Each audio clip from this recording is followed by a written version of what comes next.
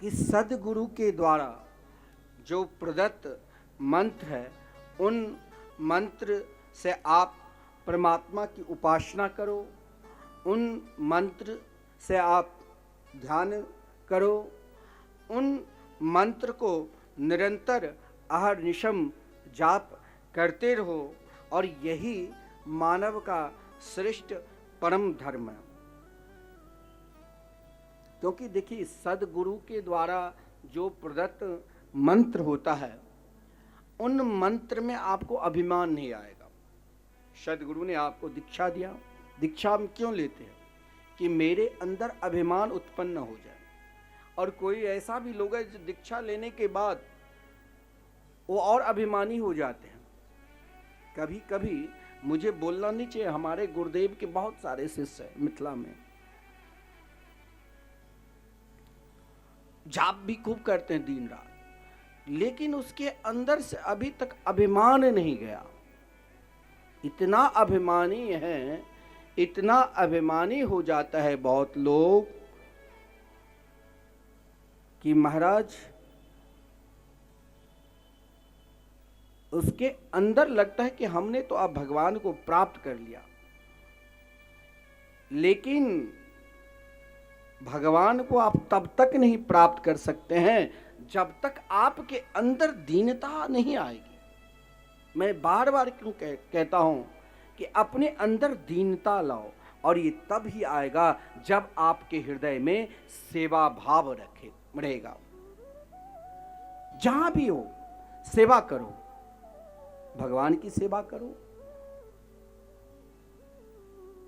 महापुरुषों की सेवा करो, राष्ट्र की सेवा करो, सेवा भाव लाओ, क्योंकि सेवा भाव ही सर्वोपरि है। व्यास जी जब स्वयं भगवान के 24 अवतारों में उनके नाम हैं, तो व्यास जी क्यों दुखी हुए? कारण क्या था?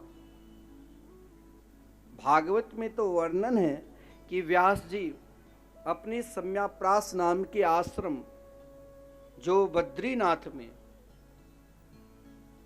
पहले महाराज अब तो सब के लिए अनेक प्रकार की साधन हो चुके हैं, लेकिन उस समय की बात करो 100 साल, 150 साल, 200 साल और 5000 साल पूर्व बद्रिका आश्रम में कोई बिरले ही पहुंच पाते थे, जहां पर स्वयं व्यास जी तप किए, स्वयं भगवान जहां पर तप कर रहे हैं।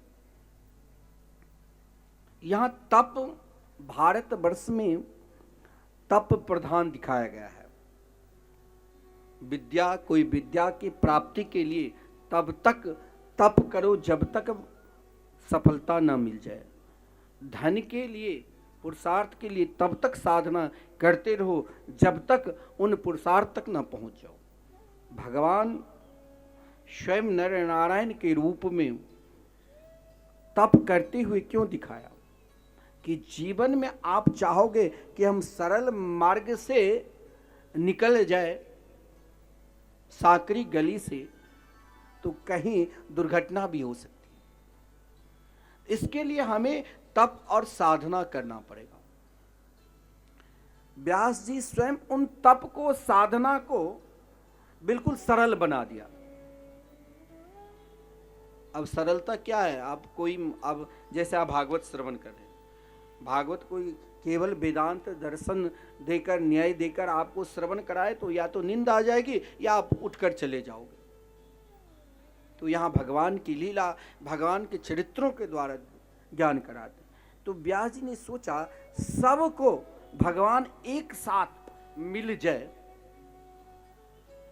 सब एक साथ भगवान को दर्शन करे और सभी को भगवान एक साथ मिल जाए। वो कोई किसी भी साधना में, किसी भी पुराण में, किसी भी धर्म में ऐसा कुछ है तो सर्वप्रथम सर्वश्रेष्ठ जो सनातन धर्म की जड़ है वेद, उन वेद की ऋचाओं को मंथन करते करते व्यास जी ने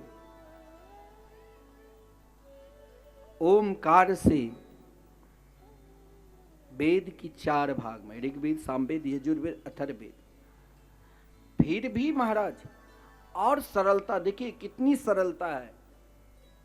इस कलिकाल में आप सतयुग, त्रेता, द्वापर, इन युगों में कई जन्म लग जाते भगवान की प्राप्ति के लिए, लेकिन कलयुग में बिल्कुल चलते फिरते भगवान दर्शन दे देते हैं। लेकिन आपको होना पड़ेगा भगवान के, ये सतत ध्यान रखना। तो कब? तो सरलता ला दिए महापुरुष।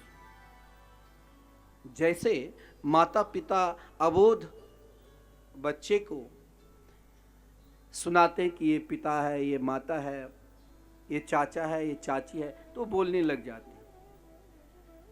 भागवत के श्लोक, वृंदावन में एक छोटे से बालक है, मेरे पास आते हैं, उनको मैं राघव बोलता हूँ, नाम है वेदांत।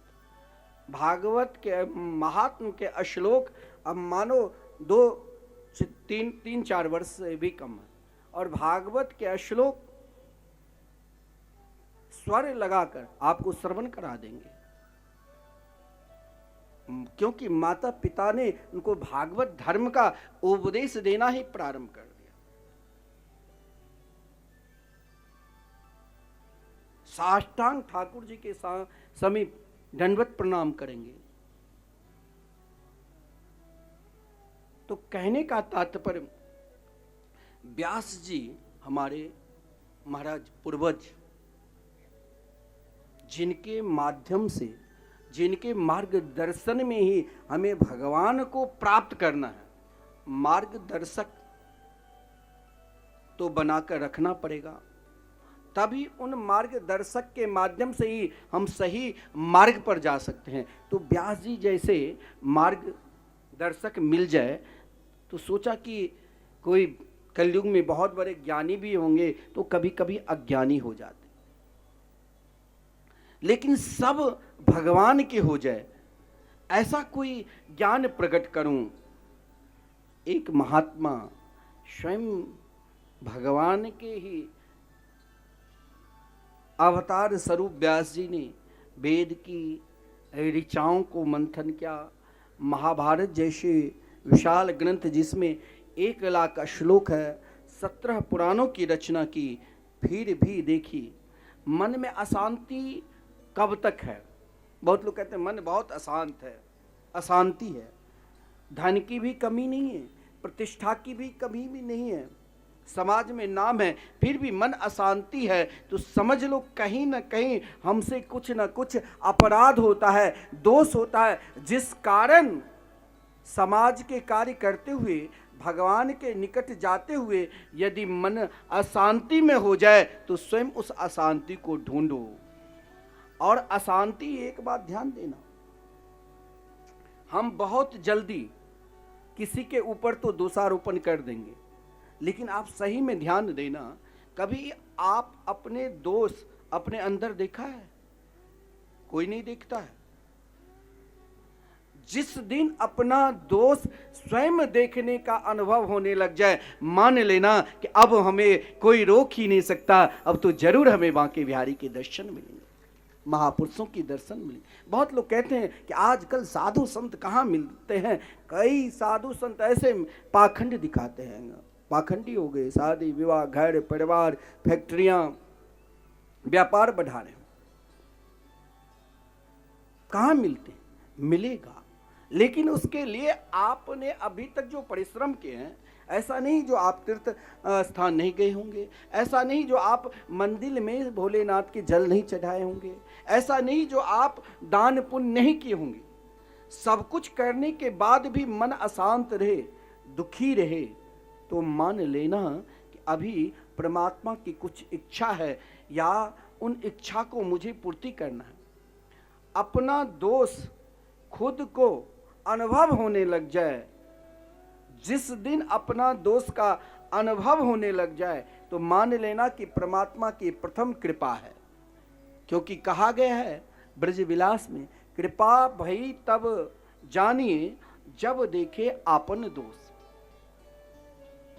जब परमात्मा की विशेष एक कृपा होती है, एक विशेष कृपा, जैसे कोई विशेष अतिथि आते हैं कथा श्रवण करने के लिए, विशेष व्यक्ति आते हैं तो उसे बुलाया जाता है, मंच पर सम्मान किया जाता है। आपको भी अगर विशेष परमात्मा की कृपा चाहिए तो अपना दोष स्वयं अपने अंदर ढूंढो, अपना कमी स्वयं अपने अंदर ढूंढो, दूसरे के ऊपर मत दिखाओ कि अमुक व्यक्ति के कारण ही मुझसे ये गलती हुई है। व्यास जी अपना दोष ढूंढ रहा है, अपना दोष ढूंढने के लिए एक ही मार्ग है, क्या? तो हरिस्मरणम सर्व विपत्ति विमुक्षणम, भगवान के स्मरण करने लग जाओ।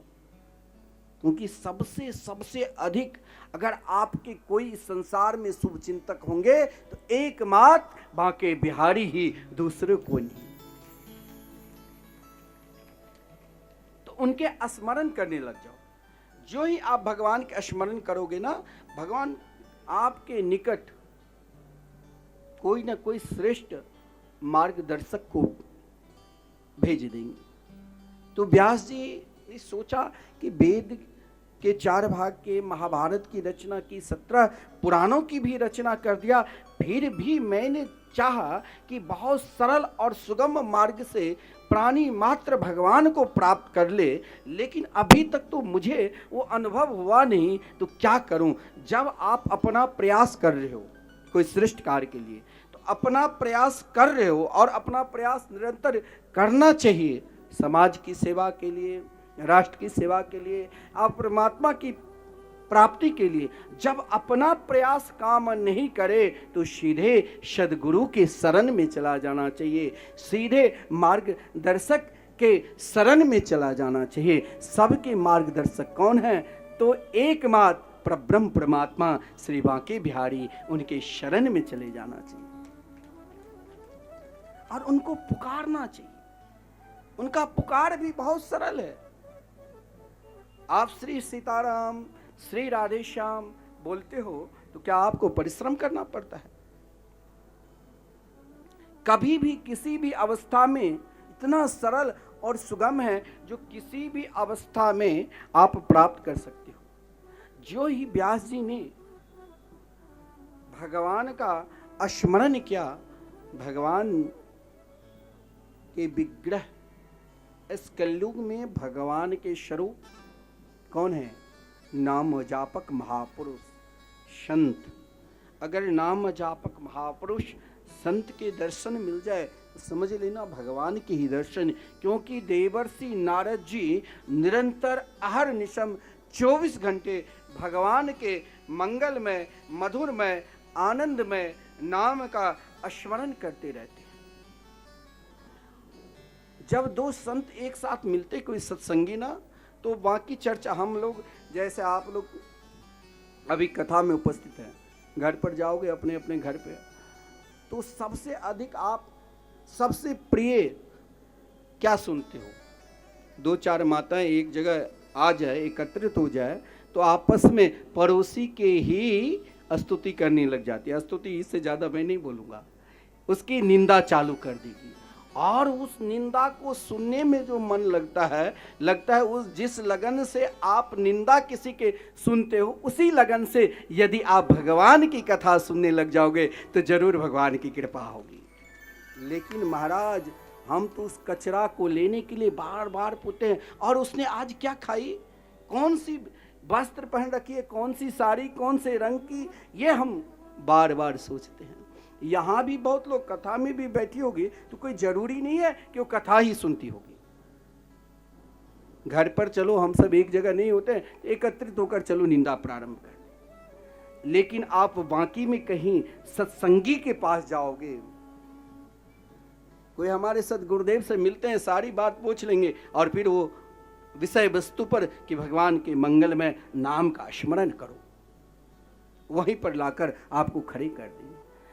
तो व्यास जी के आश्रम पे जब देवर्षि नारद जी का आगमन हुआ, देवर्षि नारद जी के पास कुछ नहीं था, बीना और वाणी दोनों। वाणी क्या? भगवान के स्मरण। क्योंकि हरिस्मरणम सर्व विपद विमुक्षणम, संपूर्ण दुख के नष्ट करने की शक्ति एकमात्र भगवान के मंगलमय नाम में है, दूसरों किसी में नहीं है। जब देवर्षि नारद जी के आगमन व्यास जी के आश्रम में हुए तो व्यास जी ने साष्टांग प्रणाम किया। लेकिन आज व्यास जी के एक संत का मिलन जब दूसरे संत मिलते हैं तो मुस्कुराहट होता है, लेकिन देवर्षि नारद जी तो मुस्कुरा रहे थे, व्यास जी उदास थे। देखा जाए तो भगवान के 24 अवतारों में दोनों का नाम आते, परंतु व्यास जी ने पूछा, महाराज मैंने तो बहुत कार्य किए, वेद को 4 भाग में, महाभारत की रचना, 17 पुराणों की रचना, मैंने केवल सोचा कि संपूर्ण प्राणी मात्र का कल्याण सरल सुगम मार्ग में हो जाए। वो मार्ग को पहचान के लिए मैंने तो बहुत परिश्रम किया, लेकिन मुझे कहीं नहीं मिला। देवर्षि नारद जी ने कहा कि यहाँ कहीं न कहीं कारण छुपा है। आपने मार्ग ढूंढा, लेकिन आपने भटका दिया, जैसे आजकल भटकाते हैं ना। आप एक निष्ठ है, आपकी उपासना एक निष्ठ है, आप अपने इष्ट की आराधना करते हो, लेकिन कहीं एक क्षण के लिए आप बेचैन हो जाते हो, कोई कहेगा कि तुम ये विभूति उठाकर कहीं ले जाओ। आजकल लोगों को पागल बना दे रखा है। लोग निष्ठा रहने ही नहीं देता है, अनन्यता रहने ही नहीं देता है, समर्पित भाव रहने ही नहीं देता है, भटका रहा है। अब किस देवता की उपासना करें, किस देवता की नहीं करें, यह उनकी समझ में आता ही नहीं। और ये समझाने के लिए ही तो सद्गुरु है, भगवान है। भगवान तो यही कहते हैं कि यथा तरोल मूल निषेचनेन तृप्यन्ति तत्स्कंद मुजोपशाखा। तुम क्यों भटक रहे हो? जिसे स्वयं को, अपने आप को अपना इष्ट मान लो ना। आपके भी इष्ट है अपने पास, कौन? तो सबके आत्मा में रमन कौन कर रहे हैं? वही राधा रमन बिहारी। तो उनको ही अपना गुरु मान कर उन्हें राधा रमन बिहारी से क्यों नहीं पूछते? जब बेचैन हो जाते हो, अपनी बेचैनी स्वयं अपने अंदर पूछो। अब इसी का पहचान तो सद्गुरु करा देते। देवर्षि नारद जी ने व्यास जी से कहा, आपने समाज के लिए सही में बहुत कार्य किए हैं, लेकिन जितने कार्य कर दिए हैं और कलयुग में प्राणी मात्र की अवस्था भी अन्य युगों की अपेक्षा कम रहेगा। सतयुग में मैं मानता हूं कि हम सबकी अवस्था 1 लाख वर्ष तक था।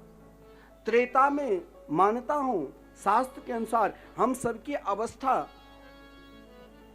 10,000 वर्ष थी, और द्वापर में हम फिर घटते घटते 1,000 वर्ष में आ गए, और कलयुग में तो मात्र 100 वर्ष का नियम है।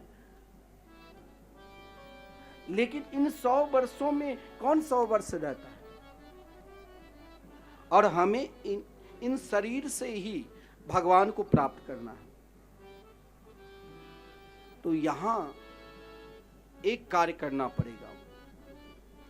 देवर्षि नारद जी ने व्यास जी से कहा कि ये बताओ, स्वयं देखिए, भगवान को भी सद्गुरु की शरण में जाना पड़ा, चाहे प्रभु श्री राम हो और चाहे भगवान श्री कृष्ण हो। प्रभु श्री राम को भी श्री वशिष्ठ जी के आश्रम में जाकर गुरु दीक्षा लेना पड़ा, शिक्षा लेनी पड़ी। भगवान को भी उज्जैन में जाकर सांदीपनी ऋषि का आश्रम में शिक्षा लेनी पड़ी। मन कब भटकता है?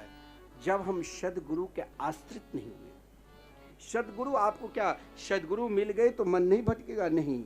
सद्गुरु के पास जो धन है, क्या धन है?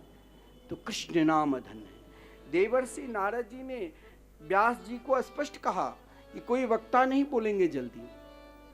क्या? क्योंकि बहुत तो स्वयं दीक्षा नहीं लेकर, आजकल तो ऐसी परंपरा चली है, बिना वैष्णवी दीक्षा लेकर भी आज कल कथा चल रही है। लेकिन देवर्षि नारद जी ने व्यास जी से स्पष्ट कहा आप चाहते हो कि सरल सुगम मार्ग पर सब पहुंच जाए और चलते फिरते सोते जागते हंसते मुस्कुराते कभी भी भगवान को प्राप्त कर ले, इसके लिए आपको भी उद्यम करना पड़ेगा। बोली क्या? बोले पहले आप सदगुरु के शरण में जाओ,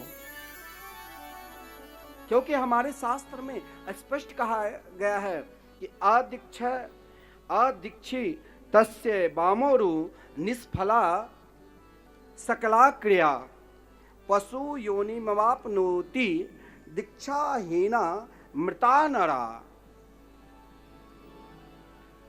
जब तक आप दीक्षा नहीं लोगे, चाहे माता से लो, चाहे पिता से लो, चाहे सदगुरु के शरण में जाओ, लेकिन सर्वोपरि उन सदगुरु के शरण में जाओ जो स्वयं संप्रदायबद्ध हो, जो 4 संप्रदाय हम सबकी हैं, उन परंपरा में, ताकि आचार्य परंपरा से दीक्षा लेकर आप वैष्णवी दीक्षा लो और वैष्णवी दीक्षा लेने के उपरांत ही आप भागवत धर्म की वर्णन कर सकते हो, भागवत की रचना कर सकते हो। और भागवत इतने सरल सुगम हैं जो सबको तार देते हैं, जीव मात्र को, प्राणी मात्र को भागवत तार देते हैं।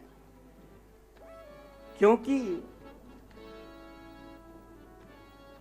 भागवत यानी भगवान की हो जाना। तो व्यास जी को भागवत क्या है? प्रेम शास्त्र है। भागवत ज्ञान शास्त्र, वैराग्य शास्त्र, भक्ति शास्त्र, इन तीनों का संगम में एक ही महाराज वहां पर प्रकट हुए। क्या? प्रेम शास्त्र। और प्रेम के स्वरूप कौन है? तो श्री कृष्ण। और ये प्रेम प्रकट करने के लिए आपको देखिए, वेद में ओमकार को भी और क्लिंग शब्द को, दोनों को आप क्लिंग जैसे मंत्र में बोलते हो, तो उनमें भी महाराज ओमकार में जो नियम है वही क्लिंग शब्द में। लेकिन यहाँ देवर्षि नारद जी जब व्यास जी को वैष्णवी दीक्षा दी, तो यहाँ पर प्रेम का स्वरूप मंत्र दिया। प्रेम का स्वरूप मंत्र क्या है? अगर आपको वृंदावन बिहारी मोर मुकुटधारी यशोदा के लाडले लाल नंद नंदन को प्राप्त करना है, तो केवल इस मंत्र के स्नान करने के बाद केवल ही जैसे ओमकार शब्द लेते हो, ओम शब्द बोलते हो, वैसे व्यास जी को देवर्षि नारद जी ने पहले भागवत धर्म में प्रवेश से पूर्व जब कहा आप भागवत की रचना करो, जहाँ प्रेम है वहीं तो कन्हैया है। आपके घर में प्रेम है तो मानो कन्हैया आपके साथ है, जहाँ द्वेष है वहाँ कलह है, वहाँ भगवान कभी रहते नहीं। तो प्रेम कहाँ से प्रकट हो? प्रेम शास्त्री तो भागवत धर्म है। तो यहाँ पर क्लिंग शब्द का मंत्र दिया। श्रीमद् भागवत महापुराण में, स्वयं श्रीमद् भागवत महापुराण में मैंने कहा कि भागवत स्वयं अपने आप में यद वैष्णवानाम धनम, वैष्णवों की धन है। तो यहाँ पर व्यास जी को जिस समय देवर्षि नारद जी ने दीक्षा प्रदान की, उस समय ओम शब्द नहीं कहा, क्लिंग शब्द कहा, क्योंकि प्रेम शास्त्र का निरूपण करता, रचना करता श्रीमद् भागवत महापुराण के। तो श्रीमद् भागवत महापुराण के चतुश्लोकी प्रदान करने से पूर्व क्लिंग शब्द का अर्थ है क्या? क्लिंग शब्द में 5 अक्षर है, निर्देश दिया है। क्लिंग शब्द में 5 अक्षर क्या है? ध्यान देना। ककार है, लकार है, इकार है और चंद्राकार है और अनुस्वार है। केवल क्लिंग शब्द बोलने से ही आपको एक दिन वृंदावन बिहारी मोर मुकुटधारी यशोदा के लाडले लाल मिल जाएंगे। इसकी आराधना, और आप चाहते हो आपके हृदय में अगर प्रेम उत्पन्न नहीं होता है, हर व्यक्ति के हृदय में प्रेम अगर है तो वहां द्वेष, ईर्षा, मत्सर आ ही नहीं सकता है। तो यहां पर कहा गया है ककार शब्द क्या है? ककार यानी ककार ही श्री कृष्ण हैं। और ककार शब्द में क्लिंग लकार शब्द जो है ये संपूर्ण वृंदावन की गोपी है, सखी जन है, सखी समुदाय है। और इसमें जो इकार शब्द है वो इकार क्या है? इकार शब्द स्वयं श्री रास रासेश्वरी राधा रानी जी हैं और चंद्राकार श्रीधाम वृंदावन। और यदि वृंदावन को प्राप्त करना है तो केवल वृंदावन को ही नहीं, उसमें अनुस्वार भी है क्लिंग में। तो कहा गया है कि रसमयी वृंदावन रस के सागर है, प्रेम की सागर है। आप कई भी अन्य तीर्थ में जाओ, लेकिन जो प्रेम जो रस आपको वृंदावन में मिलेगा वो रस आपको कहीं दुनिया में नहीं मिलेंगे।